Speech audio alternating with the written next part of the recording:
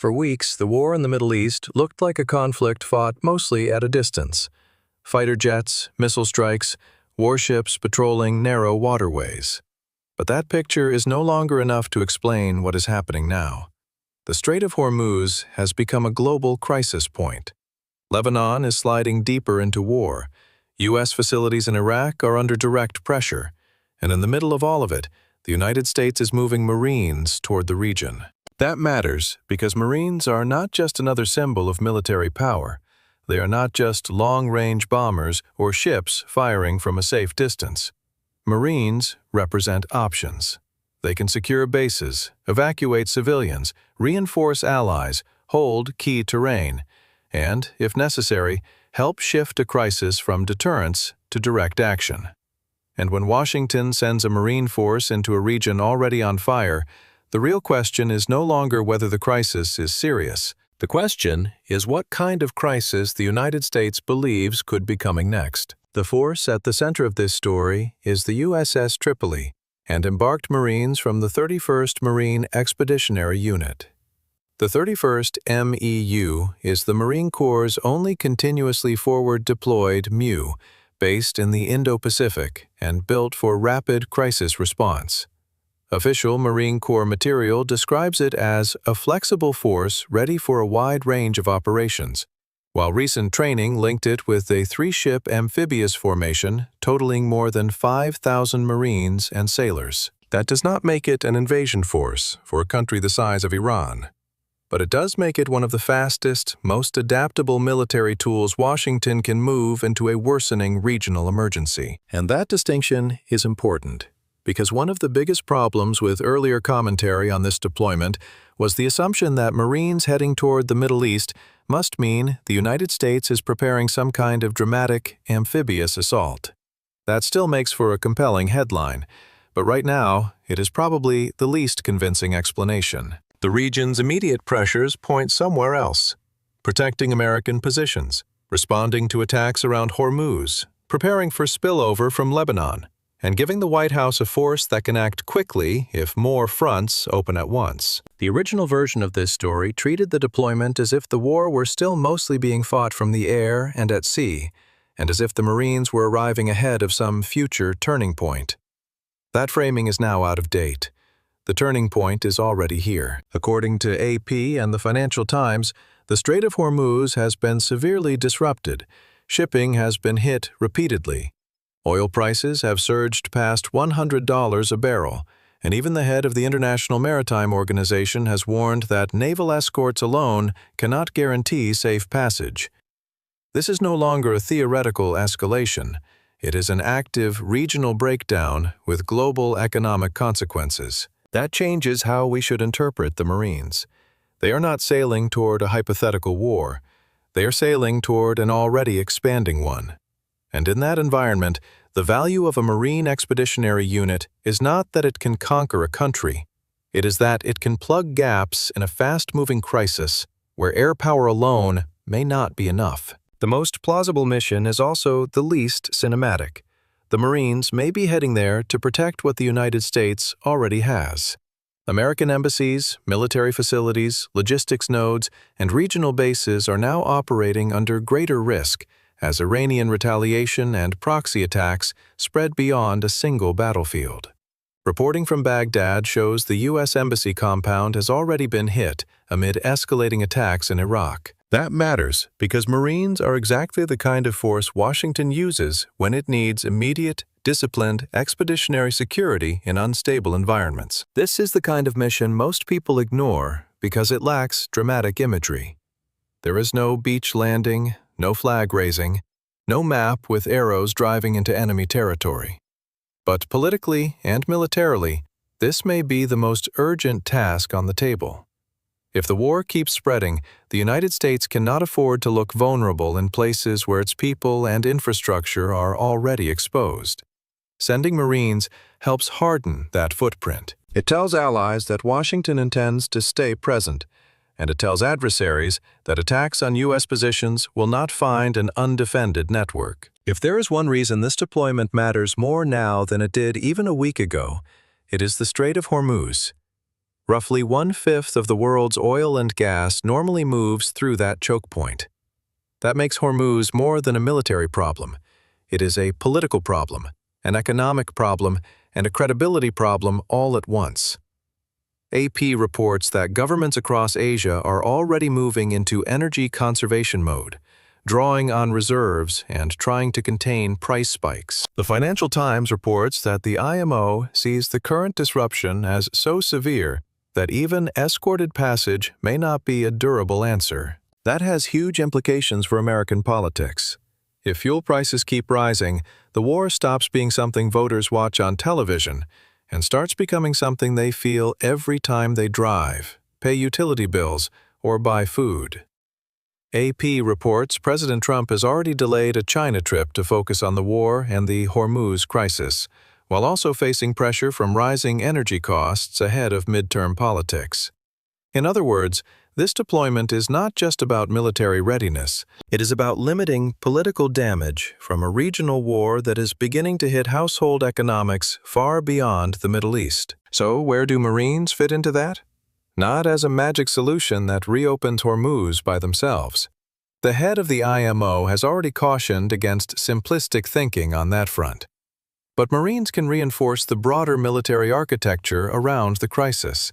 They can support protection of critical positions, reinforce exposed facilities, contribute to response options near threatened ports and coastlines, and give U.S. commanders a flexible force if the crisis around the strait demands rapid action onshore or near shore. There is another reason this deployment matters, and it lies west of the Gulf.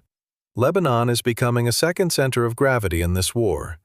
Hezbollah's entry into the conflict has already triggered large-scale Israeli operations, sweeping evacuation orders, and massive displacement. AP reports that Lebanon's government has now gone so far as to propose direct talks with Israel for the first time in decades, while publicly recommitting to the goal of disarming Hezbollah. That is not normal diplomacy. That is what a political system sounds like when it is under extreme pressure and beginning to crack under the weight of war. For the United States, that matters in two ways. Militarily, a Marine force positioned in or near the eastern Mediterranean gives Washington options if the Lebanon front worsens further, whether for evacuation, rapid reinforcement, offshore crisis response, or support for a wider U.S. posture. Politically, the deterioration in Lebanon is beginning to affect the internal balance of power there. Hezbollah is facing rare criticism even inside parts of its own social base, while the Lebanese state is under pressure to prove it still has any meaningful sovereignty. If Hezbollah weakens politically as well as militarily, that would alter one of Iran's most important regional power instruments. That does not mean Washington is sending Marines to fight Hezbollah directly. But it does mean the deployment now has a clear political dimension that goes beyond Iran itself. A Marine presence can help the United States shape the regional balance, while local governments decide whether they are still willing or still able to tolerate Iranian-aligned armed groups operating as states within states. Now to the most dramatic possibility. Are these Marines being sent to land inside Iran? That still looks highly unlikely. A Marine Expeditionary Unit is fast, flexible, and dangerous, but it is not built to invade and hold major hostile territory against a state like Iran. Iran still has geography, missiles, drones, coastal defenses, and interior depth that make a limited amphibious force extremely vulnerable without a much larger campaign architecture behind it. The 31st MEU gives Washington options for crisis response. It does not, by itself, provide the force structure for a serious occupation or major land war in Iran. This is where analysis often confuses capability with intent. Yes, Marines can seize terrain. Yes, they can launch raids. Yes, they can operate from amphibious ships close to shore. But those capabilities do not automatically mean that is the mission.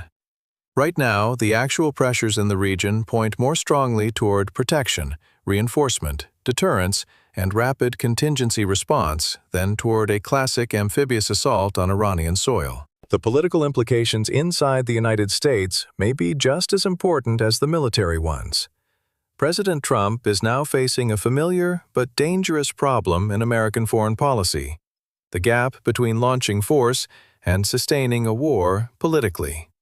AP reports he has been publicly frustrated by allies refusing to help secure Hormuz, while lawmakers and commentators are increasingly focused on the economic cost, the widening geography of the conflict, and questions about how long the U.S. can continue without broader support. Recent reporting also points to rising debate over war powers and congressional oversight as the conflict grows more open-ended. That matters for the Marine deployment because Marines are often the bridge between a crisis and a deeper commitment. Once they are in place, political leaders have more options, but they also face more pressure to use them. A deployment that begins as insurance can quickly become expectation. If American positions are hit again, if Hormuz remains choked off, or if Lebanon collapses into a broader war, the question in Washington will no longer be whether the Marines should be there. It will be whether they should do more. And historically, that is the point where limited deployments start carrying strategic and political momentum of their own. Outside the United States, the deployment sends different messages to different audiences. To Gulf Arab states, it says Washington knows the conflict is no longer containable by statements alone. AP reports that Iranian attacks have reached Gulf countries, including Saudi Arabia, Kuwait, and the UAE. That means Gulf governments are not just observers anymore. They are part of the risk map. A U.S. Marine deployment tells them the United States is still willing to put real forces into the region, even as the war becomes politically costly. To Israel, it says the United States is preparing for a wider regional contingency, not just backing operations from afar. That reassurance has political value of its own. It signals that Washington is still invested in managing escalation, even if it cannot fully control it. To Iran, the message is more complicated. On one hand, the deployment warns that the United States is expanding its usable options. On the other hand, because AMEU is a limited force, it also signals restraint. It says Washington wants flexibility, not necessarily a full ground war. That ambiguity may be deliberate. A force like this can deter because it is dangerous, but also communicate that the United States has not yet crossed into maximal escalation. And to America's allies in Europe and Asia, the deployment highlights an uncomfortable political truth. The U.S. is still expected to absorb the frontline burden, even when others depend heavily on the same trade routes and energy flows. AP and the Washington Post report that European and Asian allies have resisted Trump's push to join a Hormuz security effort. That is not just a diplomatic embarrassment. It reveals the limits of coalition politics when a conflict is seen as too risky, too unilateral, or too politically unpopular to join. And that brings us to the core danger of this deployment. The greatest risk is not that the Marines arrive and immediately storm a beach in Iran. The greater risk is that they arrive in a region where every part of the crisis now touches every other part. Hormuz drives energy panic.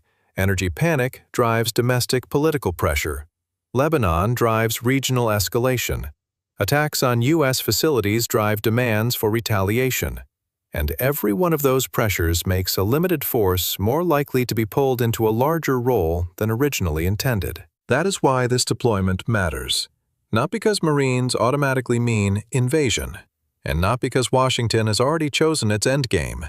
It matters because the arrival of Marines changes the menu of choices available to the White House at exactly the moment when the war is becoming harder to contain, more expensive politically, and more dangerous economically. So what are U.S. Marines actually being sent to the Middle East for? Most likely not for a dramatic assault on Iran. They are being sent because the war has outgrown the old model of airstrikes and offshore pressure, because American facilities are exposed, because Hormuz has become a global emergency, because Lebanon is turning into a political and military fault line, and because Washington needs a force that can move quickly between deterrence, protection, evacuation, and limited combat response if the region spirals even further. The real significance of this deployment is not what the Marines are doing today. It is what their presence allows the United States to do tomorrow.